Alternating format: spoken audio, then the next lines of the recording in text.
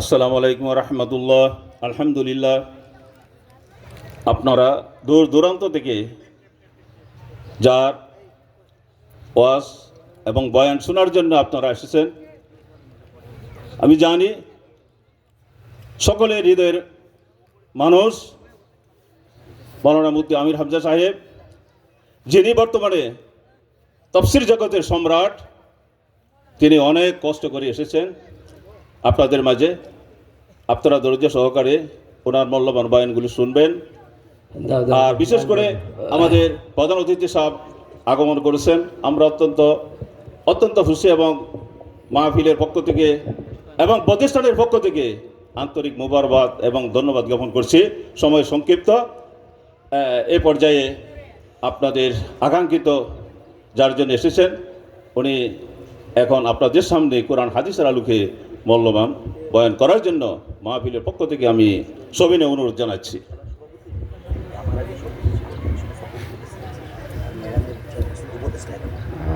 আসসালামু আলাইকুম রহমতুল্লাহ। ফাউযু বিল্লাহি মিনাশ শাইতানির রাজিম। বিসমিল্লাহির রহমানির রহিম। قال فمن ربكما يا موسى قال ربنا الذي أعطى كل شيء خلقه ثم هدى قال فما بال القرون الأولى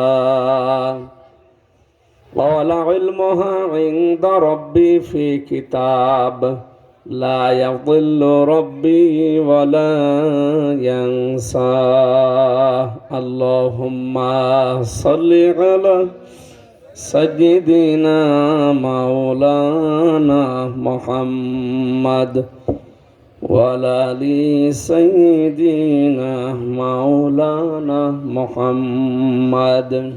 আলহামদুলিল্লাহ, কিশোরগঞ্জ কলিয়ারচর গবরিয়া ইশাআতুল উলুম ফাজিল ডিগ্রি মাদ্রাসা ময়দানে ৭৭তম বাৎসরিক ঐতিহাসিক তাফসীরুল কোরআন মাহফিলের স্বনামধন্য সভাপতি বিশিষ্ট আলেমে দ্বীন জনাব মাওলানা মুখলিসুর রহমান, সহসভাপতি আলহাজ আবু সালাম, আলহাজ মোহাম্মদ মাইনুদ্দিন বীর মুক্তিযোদ্ধা, প্রধান অতিথি কিশোরগঞ্জ জেলা বিএনপির সম্মানিত সভাপতি ও সাংগঠনিক সম্পাদক ময়মনসিংহ বিভাগ সিআইপি জনাব মোহাম্মদ শরীফুল আলম দামাত বারকাতুহুমুল আলিয়া, বিশেষ অতিথিবৃন্দ, সম্মানিত ওলামা ইকরাম, সামনে বসা মুসলমান ভাইরা, পর্দার আড়ালের সম্মানিত মা এবং বোনেরা, প্রাণপ্রিয় কিশোরগঞ্জবাসী, শুকরিয়া জানাচ্ছি আল্লাহর দরবারে। একটা জগদ্দল পাথর ছিল বুকের উপরে, আল্লাহ নামিয়ে দিয়েছেন, আলহামদুলিল্লাহ। দরুদ আর সালাম পড়ছি নবী মুহাম্মদুর রাসূলুল্লাহ সাল্লাল্লাহু আলাইহি ওয়াসাল্লামের প্রতি, যার অনুমতি ছাড়া, সিগনেচার ছাড়া কেউ জান্নাতে যেতে পারবে না। আমরা যেন এই নবীর খাঁটি উম্মত হওয়ার চেষ্টা চালাই, আল্লাহ যেন কবুল করেন, আমিন। আমরা একটা শব্দ নিয়ে আলোচনা করব ইনশাআল্লাহ। আল্লাহর নাম আছে কয়টা বলেন তো? ৫,০০০। কয়টা? ৯৯টা তো কায়দায় আছে। তাফসীর গ্রন্থে আমরা ৫,০০০-এর উপরে নাম পেয়েছি, তার ভেতরে একটা নাম নিয়ে আমরা আলোচনা করব, রব। এই শব্দটা নিয়ে আলোচনা করতে চাচ্ছি কারণ এই শব্দটা নিয়েই সব কিছু। আমাদের আল্লাহ যখন এই পৃথিবীতে পাঠাবেন সেই সময় এই শব্দটা সম্পর্কে আমরা জ্ঞাত ছিলাম। ওয়াইদা খাযা রাব্বুকা মিন বানি আদামা মিন যুহুরিহিম যুররিয়াতাহুম ওয়া আনফুসিহিম আলাস্তু বিরাব্বিকুম ক্বালু বালা শাহিদনা। আল্লাহ পাক বলেন, আমি যখন আদম নবীর পৃষ্ঠ থেকে তার সন্তানগুলোকে বের করে নিয়ে আমার সামনে রাখলাম আর আমার নিজের সম্পর্কে প্রশ্ন করলাম, আলাস্তু বিরাব্বিকুম, আমি কি তোমাদের রব না? যত রূহ আমরা ওই জায়গায় আদম নবীর সন্তান ছিলাম প্রত্যেকেই জবাব দিয়েছি, ক্বালু বালা, অবশ্যই আপনি আমাদের রব। আল্লাহ পাক বলেন আন তাকুলু ইয়াউমাল কিয়ামাতি ইন্না কুন্না আন হাদা গাফিলিন। আমি সাক্ষী আছি, আমার ফেরেশতারা আছে, তোমরা নিজেরাও সাক্ষী থাকো। কিয়ামতের দিন এই কথা কিন্তু আবার জিজ্ঞাসা করা হবে। পৃথিবীর এই ছোট্ট জমিনে যে যেন রব, এটা ভুলে যেও না। এ পর্যন্ত শেষ হয়ে গেছে না, জীবনের শেষ দিন যেটা, সেখানেও রব সম্পর্কে প্রশ্ন আছে না? কবরে রাখার পরে জিজ্ঞাসা করবে ফেরেশতারা, মার রব্বুকা। কেন ৫,০০০ নাম আছে, কোন নাম সম্পর্কে ফেরেশতারা আপনাকে জিজ্ঞাসা করবে না। মান রাহিম, মান রহমান, মান গফফার, না, মার রব্বুকা। তো রব কে? এই শব্দের সঠিক জবাব যদি আমরা দিতে চাই কবরে, মাস্ট বি আপনাকে দুনিয়াতে ৫টা বিষয়ের সাথে সম্পর্কিত থাকা লাগবে। আপনাকে বিশ্বাস করা লাগবে যে আমার সৃষ্টিকর্তা আল্লাহ। রব মানে কি? সৃষ্টিকর্তা। রব মানে, আরো জোরে বলেন, এটা আমাদেরকে মানা লাগবে। ২ নম্বরে রব মানে প্রতিপালক, ৩ নম্বরে রব মানে অভিভাবক, ৪ নম্বরে রব মানে মাবুদ, ৫ নম্বরে রব মানে আইনদাতা। এই ৫টা বিষয় যদি দুনিয়ায় আপনার জীবনে প্র্যাকটিক্যাল লাইফে সেট হয়ে যায়, কবরে যাওয়ার সঙ্গে সঙ্গে বলে ফেলবেন রব্বি আল্লাহ, আমার রব আল্লাহ। বলেন সুবহানাল্লাহ। আমরা এখন এই ৫টা জিনিস নিয়ে একটা কথা বলছি। এই যে কোরআন থেকে পড়লাম, কোরআনের প্রথম যেটা পড়া হয় সেটাও রব সম্পর্কে, আলহামদুলিল্লাহি রাব্বিল আলামিন। এর শেষ আয়াত যেটা, যে সূরা পড়বেন, ওইটাও কিন্তু রব দিয়ে, বল আউযু বিরাব্বিন নাস।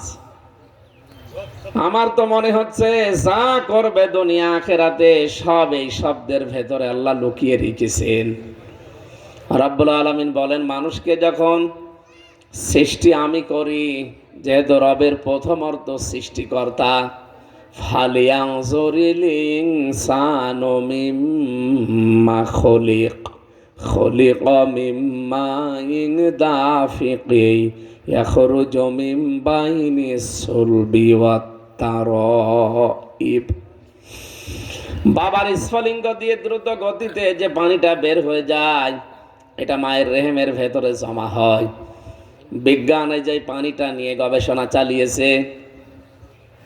আপনার আমার বাবা যখন এই প্রথম বীর্যটা মায়ের রেহেমের ভেতরে ফেলতে চান, ১ ফোঁটা বীর্য দিয়ে ৪০ কোটি আমির হামজা বানানো সম্ভব। বাড়ি যেয়ে খেয়ে দিয়ে সুবহানাল্লাহ বলবে। এই জন্য নামে সিআইপি লেখা, বাংলাদেশে খুব বেশি নেই এই নাম, ভিআইপি আছে, সিআইপি খুব বেশি নেই। আপনি লক্ষ্য করেন এই জায়গা উঠতে ওনার কত চড়ায় উতরায়, কত ঘাত প্রতিঘাত সহ্য করে পর্যন্ত আসা লেগেছে। সিআইপি এ নামটা নিতে কত কাঠখড়ি লেগেছে আপনি জানেন? জীবনে কত শ্রম, কত মুজাহাদা, কত চেষ্টা সাধনা। আল্লাহ রাব্বুল আলামিন বলেন, বাবার স্ফলিঙ্গ থেকে এই বীর্যটা বের হয়ে যখন মায়ের রেহেমের ভেতরে ছুটতে থাকে, একাধারে ৪০ কোটি, কত? ৪০ কোটি। হয়তো কেউ দুর্বলতার কারণে রাস্তায় পড়ে যায়, কেউ মায়ের জরায়ের দেওয়ালের সাথে ধাক্কা লেগে পড়ে মরে যায়। একেবারে ফি কারারিম মাকিন পর্যন্ত পৌঁছাতে মাত্র ১টা, ২টা, ৫টা, ৭টা, ১৩টা পর্যন্ত। এই পৃথিবীর রেকর্ড, ক্যালিফোর্নিয়া এক মহিলা ১৩টা সন্তান জন্ম দিয়েছে। এর উপরে আর কেউ পারে না, আর মনে হয় পারা সম্ভব না। মায়ের ওই পেটটা যদি এরকম বড় হতো যেখানে ৪০ কোটি মানুষ তৈরি করা যায়, তবে তাই হতো। যেহেতু জায়গাটা ছোট, সর্বোচ্চ হয়েছে ১৩টা, আর সর্বনিম্ন আমরা দেখি ১টা। রাব্বুল আলামিন বলেন, তোর জীবন শুরু হয়েছে প্রতিঘাত ঘাত দিয়ে। লাকাদ খালাকনাল ইনসানা ফি কাবাদ। অবশ্যই আমি মানুষকে বানিয়েছি কষ্টের পরে কষ্ট সহ্য করার জন্য। এই জন্য দুনিয়াতে আমাদের কাজ করা লাগবে, কষ্ট স্বীকার করা লাগবে। আমরা অনেকেই বসে খাওয়া এই কাজটাকে ভালো মনে করি না, এটা আল্লাহর ঘৃণিত কাজ। আল কাসিব হাবিবুল্লাহ, যারা কাজ করে খায় এরা আল্লাহর বন্ধু। নবীজির হাদিস, উতুল আজিরা আজরাহু ক্বাবলা আইয়া জুফা আরাকুহু, শ্রমিকের ঘাম শুকিয়ে যাওয়ার আগেই তার পারিশ্রমিক হাতে ধরিয়ে দাও। এই নির্দেশগুলো আল্লাহ এবং রাসূলের। একটু খেয়াল করে শুনবেন। আজ যেহেতু দেশটা নিয়ে ষড়যন্ত্র হচ্ছে, আমাদের এই দেশে আমরা যদি 18 কোটি মানুষ শুধু জনসংখ্যা না হয়ে জনসম্পদ হতে পারি, যদি 18 কোটি মানুষের হাত 36 কোটি এই ভিক্ষার হাত না হয়ে কর্মের হাত আমরা তৈরি করতে পারি, এ দেশটা আবার দাঁড়িয়ে যাবে ইনশাআল্লাহ। কে কথা বলে না কেন? জালেমরা যদিও দেশটা শেষ করে দিয়েছে, একেবারে তলানিতে নামিয়ে দিয়েছে, কত ঋণের বোঝা আমাদের মাথার উপরে তারা দিয়ে গেল। এখন একটা মানুষ জন্ম নিলে তার মাথার উপরে 1,10,000 টাকা ঋণ। উনি যাওয়ার সময় 14টা ব্রিফকেস নিয়ে গেছে, সব তো ছাই ভরা ছিল নাকি? হ্যাঁ, আর এই দেশের এই গোবর ভরা ছিল। কি ছিল আপনি টের পাচ্ছেন এখন? যাওয়ার সময় শুধুমাত্র পাইলটকে বলেছে, 14টা ব্রিফকেস উঠেছে, বলছে হ্যাঁ ম্যাডাম চলো, আর কোনো কথা নেই। এদেশে কত মানুষ ছিল, কারোর সাথে কিছুই বলে নাই, সব সম্পর্ক ত্যাগ করে চলে গেল আল্লাহর রাস্তায় স্বামীর বাড়িতে। স্বামীর বাড়ি বলা যাবে না, না, তার সাথে বিয়ে জায়েজ নেই। যার সাথে গেছে তার সাথে যদিও তারা স্বীকার করে নিয়েছে এতদিন যে আমরা স্বামী স্ত্রীর মতো সম্পর্ক, বাংলাদেশ আর ভারত। হ্যাঁ, আপনাদের দেশের ভাষা তো আমি বুঝি না, আমার ভাষা বুঝতেছেন? আলহামদুলিল্লাহ। সম্মানিত ভাইরা, আমি যেহেতু একটা শব্দের উপরে কোরআনে কারীম থেকে তাফসীর করার জন্য বসেছি। আসরের নামাজ কয়টায় হয় এখানে? 4:30টায়। 4:30টায় এখানে নামাজ হবে। 4:30টা পর্যন্ত 1 ঘন্টা সময় থাকবেন তো, নাকি এর ভেতরে চলে যাবেন? এর ভেতরে আর যাওয়া যাবে না। 4:30টা পর্যন্ত এখানে থেকে এরপরে বাড়ি যান। আমি একবারে জোহর আসর পড়বো। আমি সারাদিন গাড়িতে।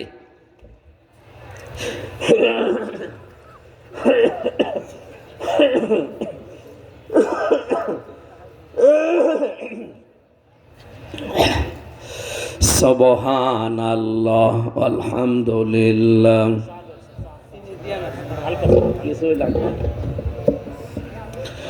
লা ইলাহা ইল্লাল্লাহ সুবহানাল্লাহ আলহামদুলিল্লাহ লা ইলাহা ইল্লাল্লাহ। আরে ভাই, এটা কি কবরস্থান?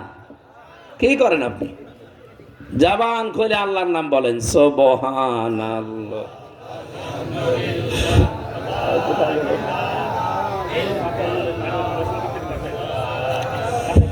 সুবহানাল্লাহ আলহামদুলিল্লাহ লা ইলাহা ইল্লাল্লাহ লা ইলাহা ইল্লাল্লাহ মুহাম্মাদুর রাসূলুল্লাহ। আমার ভাইরা, যেহেতু আমি একা এই পর্যন্ত যে এই কঠোর পরিশ্রমের মাধ্যমে পৌঁছাতে পেরেছি মায়ের রেহেমের ভেতরে, আল্লাহ পাক বলেন সুম্মা খালাকনান নুতফাতা আলাকাতান ফাখালাকনাল আলাকাতা মুদগাতান ফাখালাকনাল মুদগাতা ইযামান ফাকাসাউনাল ইযামা লাহমা। এই বীর্যটা যখন মায়ের রেহেমের ভেতরে 40 দিন থাকে, এই আলাককে আমি আল্লাহ মুদগা বানাই, এরপরে নতফা বানাই। 3টা স্তর পার করার পরে এই বীর্য থেকে আমি আল্লাহ গোশত রক্তের পিণ্ড বানাই, 40 দিন থাকে। এরপরে এটাকে আমি আল্লাহ পাক 40 দিনে আমি গোশতের একটা আকার দেই, যেটাকে মুদগা বলা হয়। এ পর্যন্ত রূহ আল্লাহ দেয়নি। 3:40-এ 120 দিন পার হয়ে যায়, কিছুই হননি আপনি। ওই সময় যদি ডাক্তাররা আপনার মায়ের চড়াই থেকে ওটা ফেলে দেয়, দুনিয়ার মুখও আপনি আর দেখতে পারবেন না। অনেকে কিন্তু এই কাজ করে। 40 দিন 120 দিনের আগে যেহেতু রুহু ওর ভেতরে যায়নি, এর আগে কিছু করলে আপনার গোনা হবে না। কিন্তু 120 দিনের পরে যদি আপনি কিছু করে ফেলেন, মানুষ হত্যা করার গোনা হবে। এই মাসলাটা বুঝেছেন? অনেকে এগুলো করছেন আমি জানি। যারাই করছেন বিবাহিত মানুষ, 120 দিন যদি পার হয়ে যায়, এরপরে যদি আপনি কিছু করেন, আপনি কিন্তু মানুষ হত্যাকারী হিসাবে পরিগণিত হবেন।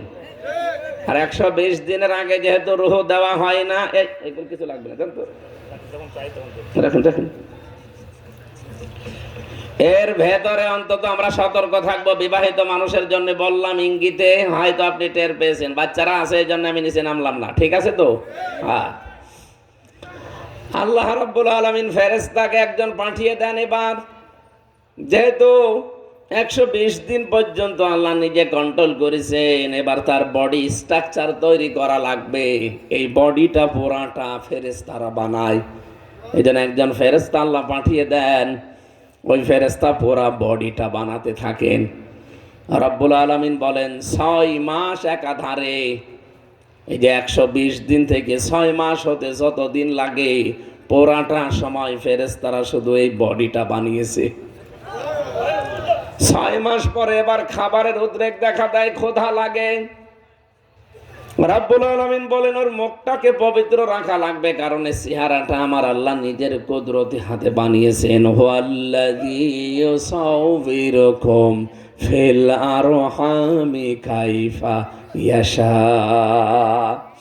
তিনি সে আল্লাহ যিনি মায়ের রেহেমের ভেতরে তোমাদের আকারটা তৈরি করেন। সুতরাং আকৃতিটা আল্লাহ নিজে বানিয়েছেন। কে? আকার বানানোর পরে যেহেতু খাবার দেওয়া লাগবে, ক্ষুধার উদ্রেক দেখা দিয়েছে, ক্ষুধা লেগেছে। রব্বুল আলামিন বলেন এই ক্ষুধার উদ্রেক দেখা দেওয়ার পরে আমি খাবার দেব, মুখ দিয়ে আমি দেইনি, কারণ এখানে খাবার পাঠাবে কে? আপনার বাবাও পাঠাতে পারে না, কোনো বিজ্ঞানী কোনো ডাক্তারও পাঠাতে পারে না। এজন্যে মায়ের মাসিক অসুখ বন্ধ করে দিয়ে ওই নাপাক রক্ত নাভির ভেতরে তারের সংযোগ করে পাঠিয়ে দেয়। এখানে আমি শিক্ষা দিতে চাই যে পৃথিবীতে মুখটা পবিত্র রাখবা, এটা দিয়ে কোনো হারাম জিনিস নাপাক জিনিস প্রবেশ করাবা না। কত মানুষ এই মুখ দিয়ে আজ হারাম নাপাক অপবিত্র প্রবেশ করাচ্ছে, না বন্ধ হয়ে গেছে? এই যে চাঁদাবাজি যারা করেন, চাঁদার টাকা আর নিজের পায়খানা একই। আরো খারাপ কথা বলার দরকার, কারণ চাঁদার টাকা 2টা গোনা হয় আর পায়খানা খেলে 1টা গোনা হয়।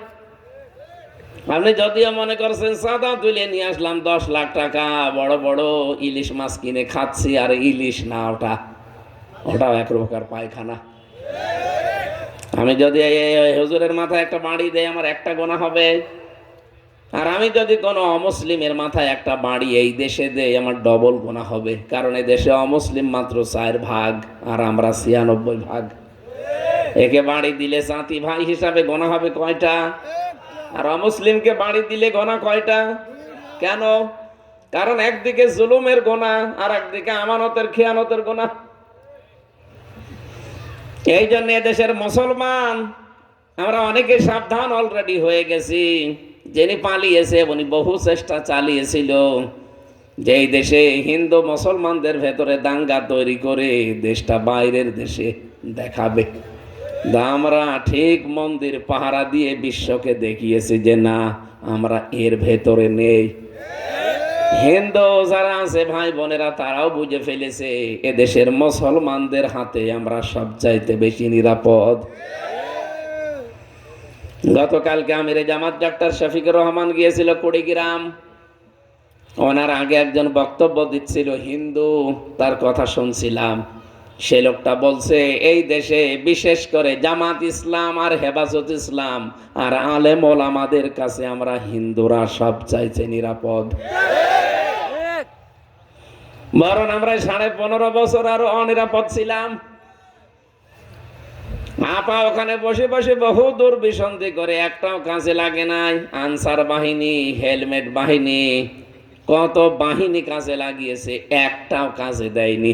শেষে লাগিয়েছিল এইটাও গড়ে বালি, এখন বুক চাপড়াচ্ছে। আজকে আমেরিকার সিদ্ধান্ত দেখেছেন সকালবেলা, আপনারা তো এসব ঝামেলায় নেই, আপনারা আল্লাহর ওলি। ডোনাল্ড ট্রাম্প 20 তারিখে শপথ নিয়েছে জানুয়ারি। শপথ নিয়েও বলেছে 16 লাখ ভারতীয় আছে আমার দেশে, আমি সব ফেরত পাঠাবো। দাদার ধুতি খুলে যাবে, অলরেডি পাঠানো আরম্ভ করে দিয়েছে। তাম দুনিয়ায় 257টা রাষ্ট্র, কোন রাষ্ট্র এই ময়লার বস্তা একটা এরে কেউ নিতে রাজি না। স্বামী হিসাবে যাই হোক নিয়েছিল, উনি এখন বিপদে। আজকে দুপুর বেলা বিপ দিয়েছে, না আমার দ্বারাও সম্ভব না, এ ছাতা রাখতে গিয়ে শেষে আমার দেশই থাকে কিনা। সারা দেশ থেকে এখন চাপ আসতেছে। এ পর্যন্ত দুপুর বেলার রিপোর্টারে যদি ফেরত পাঠায়, বলছে আমরা ফেরত দেব সেনাবাহিনীর হাতে।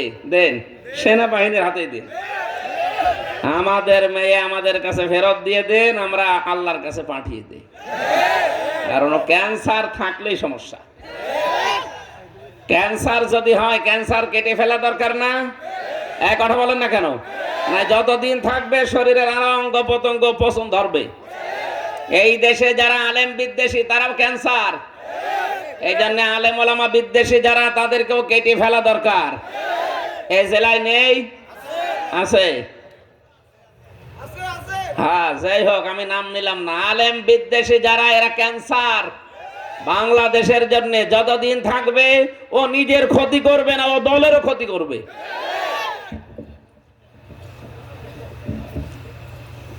আমার পয়েন্টে আমি ফিরে আসলাম। বিশ্বনবী মুহাম্মদ রাসূলুল্লাহ সাল্লাল্লাহু আলাইহি সাল্লামের হাদিস থেকে বলছি, এবার এই যে 6 মাস পরে যখন খাবার আপনি খাবেন, এরপরে তো আপনাকে দুনিয়ায় পাঠিয়ে দেওয়ার ব্যবস্থা করা হবে। 6 মাসে অনেকে দুনিয়ায় আসে না, আসে না? এই কথা বলছে না কেন? 6 মাসের পরে যদি কোনো সন্তান দুনিয়ায় আসে, ওইটা বৈধ সন্তান। 6 মাসের আগে যদি বিয়ে হয়েছে আপনার মায়ের, কিন্তু 6 মাসের আগে আপনি চলে এসেছেন, আপনি বুঝবেন আপনি বাবার না, অন্য বাবার। কারণ 6 মাসের আগে পৃথিবীতে সন্তান আসা সম্ভব না। 6 মাসের পরে কেন? কোরআনে কারিমে সূরা আহকাফের 15 নম্বর আয়াতে পাবেন এই দলিলটা। হামালাতুহুম কুরহা ওয়া ওয়াদাতুহু কুরহা ওয়া হামলুহু ওয়া ফিসালুহু 30 শাহরা। রব্বুল আলামিন বলেন, তোকে মায়ের পেটে এবং মায়ের পেট থেকে বের করা, দুধ খাওয়ানো, সব মিলে 30 মাস। কয় মাস? কথা বোঝেন আমার? এখানে সালাসনা শাহরা আছে, 30 মাস। মায়ের পেটে 2 বছর, এই মায়ের পেটে বহন করা আর দুধ খাওয়ানো, সব মিলে 30 মাস। শুধু আপনি মায়ের পেটে 30 মাস না, মাঝখানে ওয়া আছে। এবার আমার প্রশ্ন হচ্ছে, পৃথিবীতে মানুষ মায়ের দুধ খায় কয় বছর? 2 বছরে কয় মাস হয়? বলেন বলেন। 2 বছর দিয়ে দুধ খাওয়ানো লাগবে কমপক্ষে। এটাকে আপনি বানাবেন। সূরা বাকারা 2 নম্বর পারার 17 নম্বর পৃষ্ঠা 1 নম্বর লাইনের 233 নম্বর আয়াতের মাঝের অংশে আছে, আয়াতিম্মু ওয়াল ওয়ালিদাতু ইউরদি'না আওলাদাহুন্না হাওলাইনি কামিলাইনি লিমান আরাদা আইয়ুতিম্মার রাদা। এই যে হাওলাইনি কামিলাইনি, কয় বছর? বলেন বলেন। 2 বছর। আমি আবার প্রশ্ন করছি, কয় মাস? 30 মাস হতে আর কয় মাস আছে? এই যে 6 মাস। তোকে পেটে বহন করা 6 মাস, বাকি দুধ খাওয়ানো 24 মাস। এই 30 মাস যে কষ্টটা দুনিয়ার কোনো বাবা টের পায়নি, শুধু তোর মা ছাড়া। এই জন্য পৃথিবীর প্রতিটি মানুষকে আমি আদেশ দিলাম, সে হিন্দু হোক, খ্রিস্টান হোক, মুসলিম হোক, ওয়াসাইনাল ইনসানা বিওয়ালিদাইহি ইহসানা। পৃথিবীর সব মানুষের প্রতি আমি আল্লাহর নোটিশ, আমি আল্লাহর আদেশে যে তারা যেন মা বাবার সাথে ভালো আচরণ করে। শব্দটা শুরু করলেন আল্লাহ কার নাম দিয়ে? মা। মা বলেন বলেন কেন? ওই যে 30 মাসের কষ্ট কোন বাবা টের পেয়েছে? আরো জোরে বলেন। পেটে রাখা, দুধ খাওয়ানো এবং ডেলিভারির একটা আলাদা কষ্ট আছে। বিজ্ঞান এখন প্রমাণ করছে এই পৃথিবীতে মানুষকে নিয়ে আসতে কমপক্ষে 57 ইউনিট কষ্ট সহ্য করা লাগে। এইদিকে তাকান, এখানে যত শক্তিশালী পুরুষ আমরা বসে আছি, সর্বোচ্চ 45 ইউনিটের বেশি কষ্ট দিলে আপনি যত বড় পালোয়ান হন মরে যাবেন। কত কষ্ট পরিমাপ করার কিন্তু যন্ত্র আছে। এই যে এই প্যান্ডেলটা যদি এখন বলা হয় মাওলানা এটা মেপে দেন, উনি কি এটা দাড়ি পাল্লায় তুলে দেবে? এটা মাপার জন্য ফিতা লাগবে। কি লাগবে?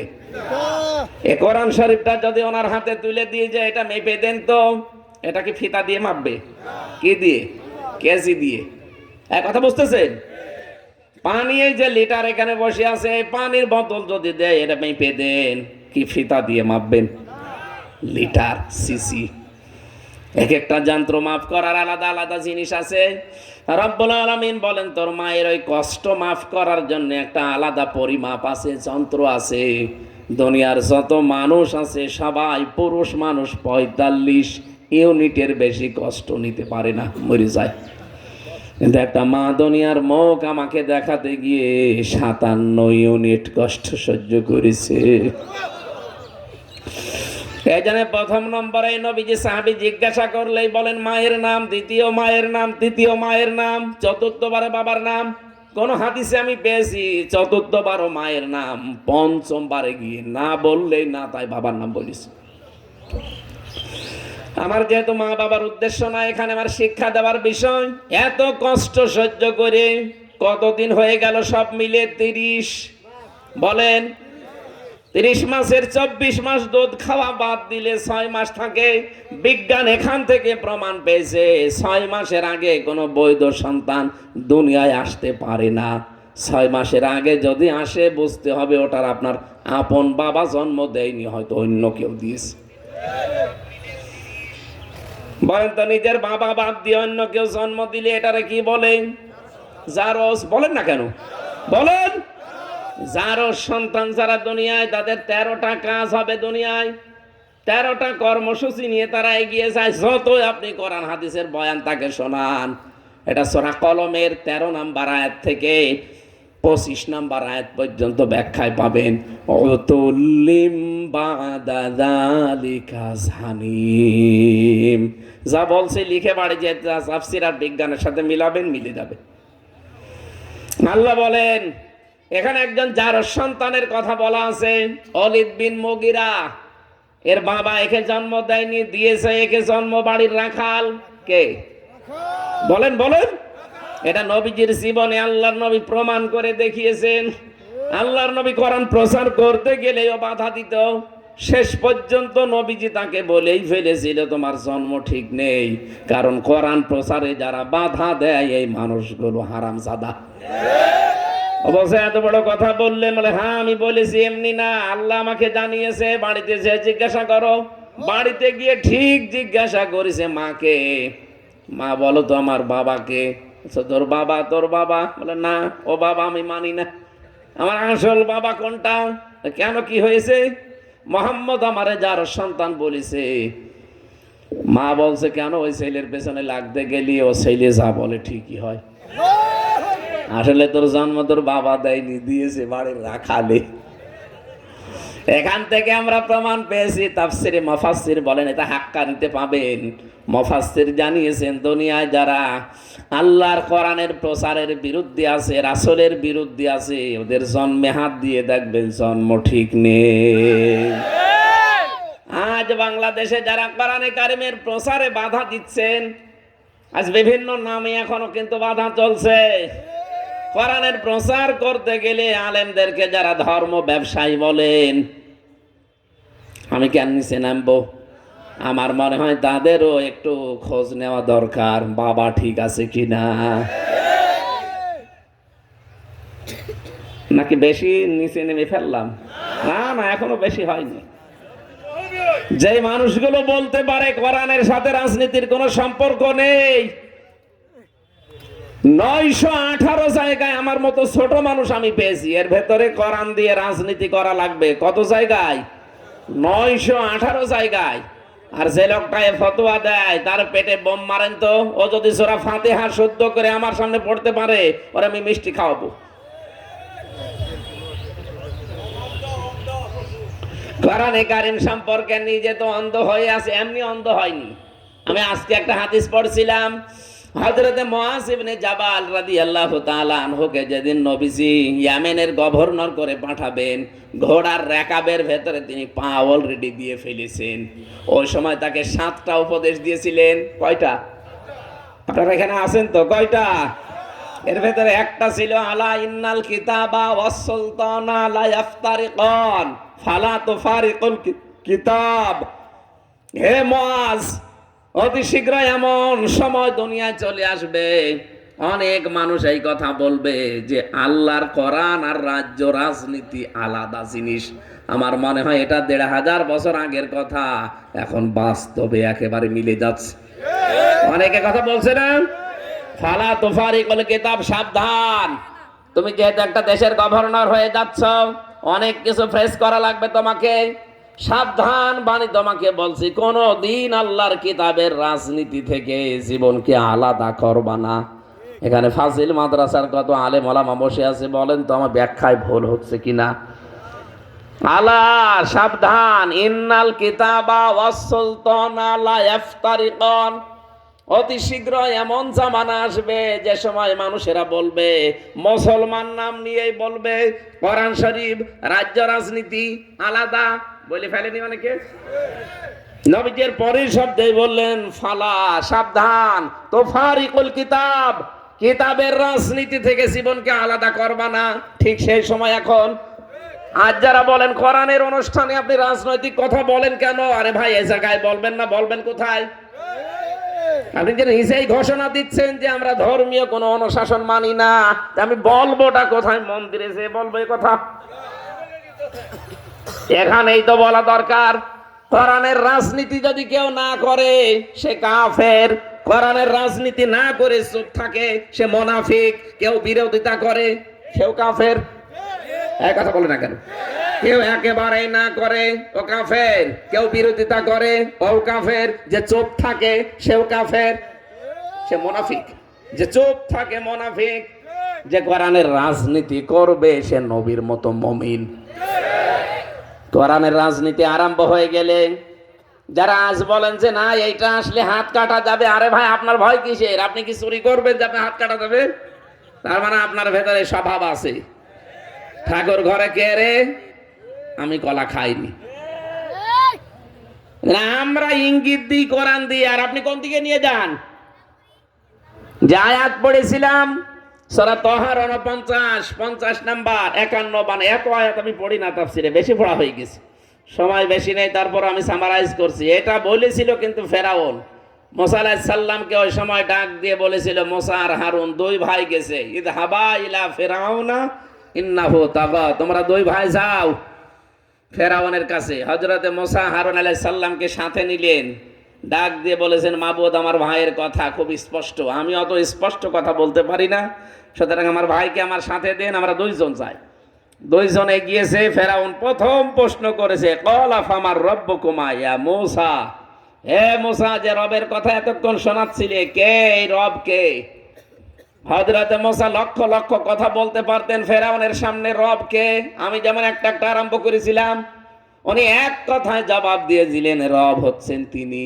ক্বালা রাব্বুনাল্লাযী আ'তা কুল্লা শাইইন খালকাহু সুম্মা হাদা।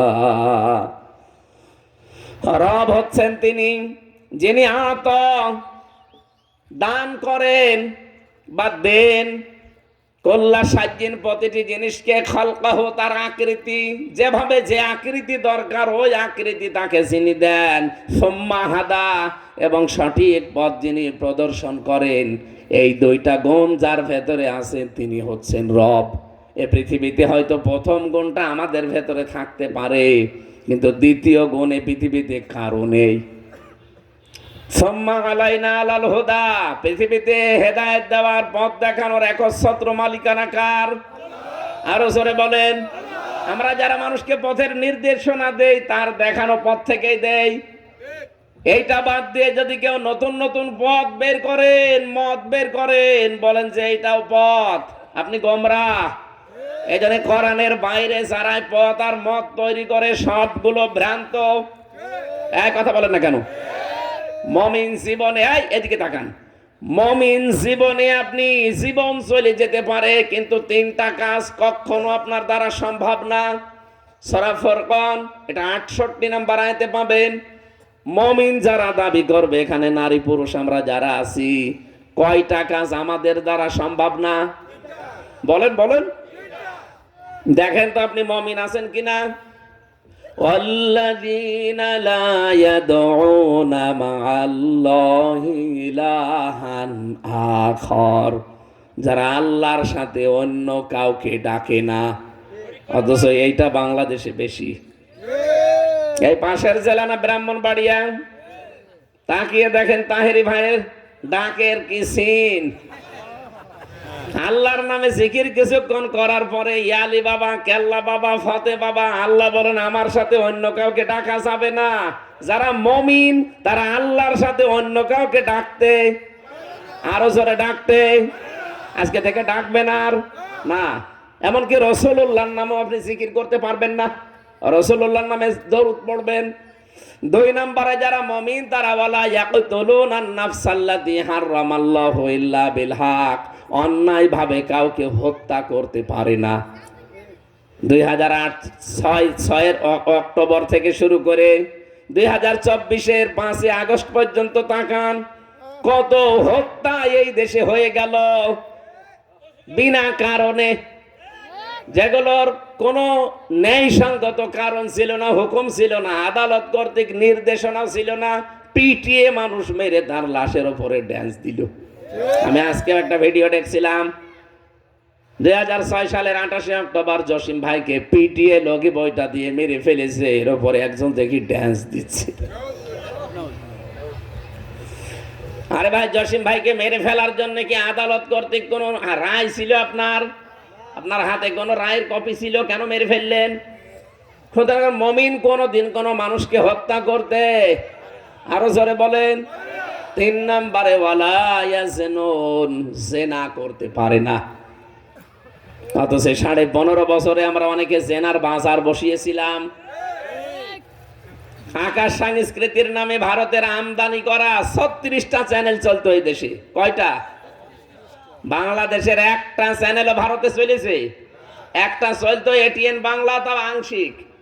আমি তো ভারতের প্রদেশগুলোতে কয়েকটা জায়গায় গেছি, আংশিক চলতো এটিএন বাংলা, আর ওদের 36টা, তাও একটাও কোনো শিক্ষা আছে? খালি ঘর ভাঙা ছাড়া। কথা বলেন, কি করে ভাবির সাথে লাইন করা লাগবে, কি করে প্রতিবেশীর বোর সাথে ঘুষুর ঘুষুর করা লাগবে, এই ছাড়া কিচ্ছু নেই।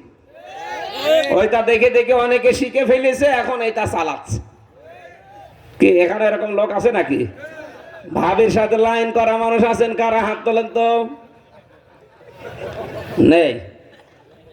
যাকে এলাকায় মনে হয় এই চ্যানেলের প্রভাব পড়েনি। যাদের মোবাইলে বিবাহিত কোনো মহিলার নাম্বার আছে, বিবাহিত কোনো মহিলার নাম্বার আছে, যাদের সাথে গল্প করেন, এই মুহূর্তে ডিলিট করে দেন। না, আমি আর কি মারার জন্য বলছি না। যতদিন তার স্বামী তাকে ছেড়ে নাবে ততদিন আপনি বিয়ে করতে পারবেন না। 2 নম্বরে সারা জীবন দুঃখ নিয়ে, আফসোস নিয়ে শুধু কষ্ট পাবেন। আপনাকে আমি কষ্ট থেকে বাঁচাতে চাই। কারা কারা নাম্বার ডিলিট করবেন হাত তোলে তো। এই কার কার নাম্বার আছে দেখে মোবাইল দাও। নেই তো কারো নাম্বার? থাকলেও ডিলিট করে দাও। বিবাহিত মেয়ের নাম্বার লেখার যাবে না। হ্যাঁ, কারো যদি পছন্দ হয় আপনি সর্বসম্মতিক্রমে তাকে বিয়ে করে ফেলবেন। কোনো অবিবাহিত মেয়ে যদি থাকে, বিধবা আছে, এতিম আছে, অসহায় আছে। আমি যার সন্তানের পয়েন্টটা তুলেছিলাম এই কারণে আজ আমরা এটা দেখতে পাচ্ছি বাংলাদেশে অনেকের হয়তো জন্মের ঠিক আছে, কিন্তু নিজের জন্ম সে নিজে খারাপ করে নিচ্ছে। আলেমদের গালি দেয়, ধর্ম ব্যবসায়ী বলে, মৌলবাদী বলে। কথা বলে না কেন? এই মানুষগুলো থেকে সতর্ক থাকা লাগবে। আর বেশি ঝামেলা করলে আমার মনে হয় এদেরকে পাবনায় পাঠিয়ে দেওয়া দরকার। কারণ বাইরে যত থাকবে, ক্যান্সার বাইরে থাকলে আরো জায়গাগুলো নষ্ট করে। পাবনায় পাঠিয়ে একেবারে 24 ঘন্টা তালাবদ্ধ করে রাখবেন, ও পাগল এমনি ভালো হয়ে যাবে। 6 মাসের পরে যখন আপনাকে দুনিয়ায় পাঠাবে আমার আল্লাহ, ফেরেশতাকে ডাক দিয়ে বলো যে দায়িত্ব পালন করছিল যে আমার বান্দার কপালের ভেতরে 4টা জিনিস লিখে দে। কয়টা? বলেন বলেন। এই যে যা বলছি মিলাবেন। 1 নম্বরে বলে মৌত লিখে দে, আজাল, এটা নির্ধারিত কখন কি মরবেন আপনি এটা লিখে দে আগেই। 2 নম্বরে রিজিক লিখে দে, কোথায় কি কখন কি খাবে এইটাও লিখে দে। 3 নম্বরে কর্ম লিখে দে, কাজ কে কি করবে এইটাও লেখ। 4 নম্বরে সাঈদ এবং শাকীক, এর ভালো এবং মন্দ, দুঃখ এবং কষ্ট, এই 2টা জিনিস ওর কপালে লিখে দে। 4টা জিনিস লিখা শেষ। ফেরেশতা বলে রব্বুল আলামিন এবার কি ওরে পাঠিয়ে দেবেন? আল্লাহ বলেন আরো কাজ বাকি আছে, দাঁড়া। ওর কানের কাছে এবার আমার এই বিধানটা শুনিয়ে দে। মিনহা খালাকনাকুম ওয়া ফিহা নুঈদুকুম ওয়া মিনহা নুখরিজুকুম তারাতান উখরা। হে বান্দা, তোমাকে কিন্তু মাটি দিয়ে বানানো হয়েছে। মাটি মানে মাটির নির্যাস দিয়ে। তোমার বাবা আদমকে শুধু মাটি দিয়ে আল্লাহ বানিয়েছে, বাকি যা দুনিয়ায় মানুষ আছে সব বানিয়েছে মাটির নির্যাস দিয়ে। এই মাটির ভেতরে আবার তোমাকে রেখে যাওয়া হবে। মাটি থেকে কিয়ামতের দিন আল্লাহ আবার তোমাকে উখরা তুলবে। সুতরাং চিন্তা ভাবনা করে তোমার এবার পাঠানোর ব্যবস্থা হচ্ছে, যাও। আল্লাহ বলেন এবারে এই 6 মাসের ভেতরে আমি আল্লাহ রাব্বুল আলামিন যেহেতু জীবন দেওয়া হয়ে গেছে, জীবন দিলেই তো বাইরে ওকে পাঠানো লাগবে। বাইরে এসে ওর তো মুখের ভেতরে দাঁত দেয়নি, খাবারের দরকার। এই জন্য মায়ের স্তনের ভেতরে দুধগুলো আমি আল্লাহ গরম করে রাখি। সূরা নাহলের 68 নাম্বার আয়াতে আপনি দেখবেন, 66 নাম্বার আয়াতে দেখবেন দুধ তৈরি করার প্রসেস আল্লাহ এখানে জানিয়েছেন। রব্বুল আলামিন বলেন দুধ তৈরি হয় গোবর এবং চোনা। এইদিকে তাকান, গোবর এবং চোনা, এই 2টার মাঝখান থেকে দুধ তৈরি হয়। এটা যেহেতু গরু ছাগল বুঝলেন, কিন্তু আমাদের মা আমাদেরকে তো দুধ পান করিয়েছে। মায়ের দুধ তো থাকে স্তনে, বুকে। এখানে গোবর নেই, পায়খানা আসবে অথবা প্রস্রাব আসবে। তো এই 2টা আপনি পাবেন কোথায়? রব্বুল আলামিন বলেন রক্ত এবং গোবরের মাঝখান থেকে, রক্ত এবং গোবরের নাম আছে কোরআনে, রক্ত এবং গোবরের মাঝখান থেকে দুধটা আমি আস্তে করে বের করে দেই। বিজ্ঞানী আজ নিয়ে গবেষণা চালিয়েছে যে রক্ত আর গোবর অথবা রক্ত আর পায়খানা এর মাঝে দুধ রাখা লাগে কোন কারণে? বলেন তো, মায়ের পেটের ভেতরে কি কোন রকমের ফ্রিজ আছে? মাইওয়ান আছে, ওয়ালটন আছে, স্যামসাং ফ্রিজ আছে, কি আছে? মায়ের পেটের ভেতরে থেকে বের হলেই তো আপনার খাবারের উদ্রেক দেখা দেবে। দুনিয়ার খাবার দিলে তো খেতে পারবেন না। আর আপনি যেহেতু সম্মানিত মেহমান, ওয়ালাকাদ কাররামনা বানি আদম, বনি আদমকে আমি বানিয়েছি সম্মানিত করে। সুতরাং আমার সম্মানিত মেহমানকে খাবারও দেওয়া লাগবে সম্মানিত জায়গা থেকে। এ পৃথিবীতে যত দামি জায়গা আছে, আমরা মায়ের বুককে, এই স্তনকে দামি জায়গা মনে করি। কি কথা বলে না কেন? এটা দামি মানে সম্মানিত জায়গা। এই জায়গাতে আমার আল্লাহ আগে থেকেই দুধগুলো গরম করে এখানে রাখবে না। আপনি মায়ের স্তন যতই মোটা থাক, 24 টুকরা করবেন, 1 ফোঁটা দুধ পাবেন না। কারণ দুধ আল্লাহ রেখে দিয়েছে গোবর আর রক্তের মাঝে, পায়খানা আর রক্তের মাঝে। বিজ্ঞান প্রমাণ করছে এইটাই, যে রক্তটা সব সময় মানুষের শরীরে গরম থাকে। আর গরম থাকে এই কারণে 24 ঘন্টা 5.5 থেকে 6 লিটার রক্ত আপনার এই শরীরের ভেতরে আছে। একটা জীবিত মানুষের রক্ত থাকে কয় লিটার? 5.5 থেকে 6 লিটার রক্ত থাকে। এই 5.5-6 লিটার রক্ত 24 ঘন্টা মাথা থেকে পা পর্যন্ত ঘন্টায় 5 কিলোমিটার, ঘন্টায় 5 কিলোমিটার দ্রুত ও ছুটতেছে। যে জিনিস যত জোরে ছোটে ওর ফোর্স বেশি হওয়ার কারণে গরম হয়ে যায়। এখানে একটা উদাহরণ ছিল, আমি বাচ্চাদের কারণে বলতে পারলাম না। এই যে রক্ত চলাচল করে, গরম থাকে, এই গরমের মাঝে আর পায়খানা এর মাঝে আমার আল্লাহ দুধটা এমন একটা পাতলা আবরণ দিয়ে রাখে যাতে এটা গরম হয়ে থাকে, ঠান্ডা হয়ে না যায়। 2টা বছর একাধারে আপনাকে মায়ের স্তন থেকে আল্লাহ দুধ খাওয়াবে, গাভীর ওলান থেকে আল্লাহ দুধ তার বাচ্চাদেরকে খাওয়াবে। গাভীটাকে আপনি জবাই করেন, ওর ওলান ছোট 5 কেজি মোটা হোক, কেটে টুকরা টুকরা করেন, 1 ফোঁটা দুধ বের করতে পারবেন না। ওটা আল্লাহ রেখে দিয়েছে গোবরের আর রক্তের মাঝে, যেখানে গরম থাকবে। এই জন্য দুধ দহন করলে কে ঠান্ডা না গরম? প্রতিদিন একটা মানুষ কমপক্ষে 24 ঘন্টায় 8 থেকে 9 বার দুধ পান করে। আমাদের এই শরীরে যে চাহিদা আছে 8 থেকে 9 বার দুধ প্রতি 24 ঘন্টায় আমাদের পান করা লাগবে। ওই প্রথম 2 বছর প্রতিদিন যদি 8 থেকে 9 বার করে আপনি দুধ খান, আপনি হিসাব করে দেখবেন প্রতিদিন কমপক্ষে 2 কেজি করে দুধ আল্লাহ বের করে। কত? আপনি 2 বছর হিসাব করে দেখেন, 24 মাস, প্রতিদিন 2 কেজি, 24 মাসে 36 মন হয়। কত বলেন না কেন? যার 22টা আমি সন্তান দেখেছি আমাদের এই দেশে। আমার কুষ্টিয়া একজনের 22টা ছেলে মেয়ে। আমি চিন্তা করেছিলাম তাকে নিয়ে ক্যালকুলেটর দিয়ে হিসাব করি একবার, যে এক একটা সন্তান যদি তার স্তন থেকে 36 মন করেও দুধ খায়, 22টা হিসাব মারেন তো, দেখেন তো। অথচ মায়ের ওজন মাত্র 50 কেজি। 50 কেজি কুদরতের এই মেশিন থেকে আমার আল্লাহ, আমার মনে হয় 772 মন না কত মন যেন হয়, আমার হিসাবটা মনে নেই এখন। হিসাব করেন না কেন? বসে আছেন কোন কারণে? করেন। 792 কেজি দুধ আল্লাহ ওই মহিলার স্তন থেকে বের করেছে। মাত্র 50 কেজি ওজন ওর। ওটাকে যে আপনি 50 টুকরা করেন, 1 ফোঁটা দুধ ওই মহিলা থেকে বের করতে পারবেন না। এটা আল্লাহর কুদরতের মেশিন। এরকম একটা মেশিন আল্লাহ কিয়ামতে হাউজে কাউসারে বসাবে। দুনিয়াতে যারা নামাজ আদায় করবে, হক আদায় করে আর ইসলামের জন্য ত্যাগ তিতিক্ষা কোরবানি দেবে, কিয়ামতে আল্লাহ ওই হাউজে কাউসারের পানি তার জন্য বরাদ্দ করে দেবেন।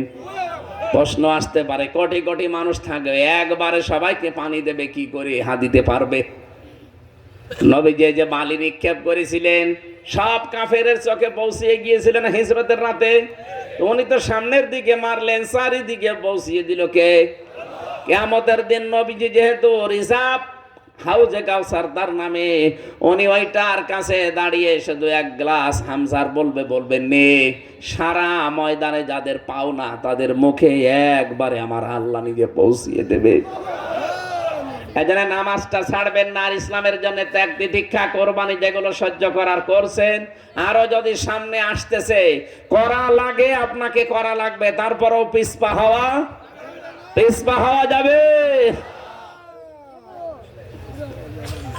হ্যাঁ, এখন ওঠেন মানে কি? নামাজ পড়ার জন্য। নামাজ বললাম না 4:30 এখানে পড়ে যাবেন। এই যে গাড়ি আছে না, মেয়েদের জন্য তো আলাদা ভাবে এখন এই আয়াতের পরের যে 3 নাম্বার শব্দ ছিল, কিন্তু আমরা তো এখন তাফসীর করতে পারছি না। ওদের ওই জেলখানায় বসে দাম্পত্য কলহ নিয়ে বই লিখেছি, দাম্পত্য জীবনের কলহ এবং তার সমাধান। মেয়েরা আপনার ছেলেকে স্বামীকে পাঠিয়ে আমার এখান থেকে নিয়ে যাবেন, বইটা পড়বেন পুরাটা। ছেলেদের জন্য একটা আছে, মেয়েদের জন্য একটা আছে। আজকে আর শেষ করতে পারছি না, মাপসে শেষ করে দিলাম, আগামীতে দেখবো ইনশাআল্লাহ। কেউ যাবেন না, কেউ বসেন প্লিজ, কেউ টাউটি করবেন না, কারণ হুজুর কষ্ট করে এসেছেন।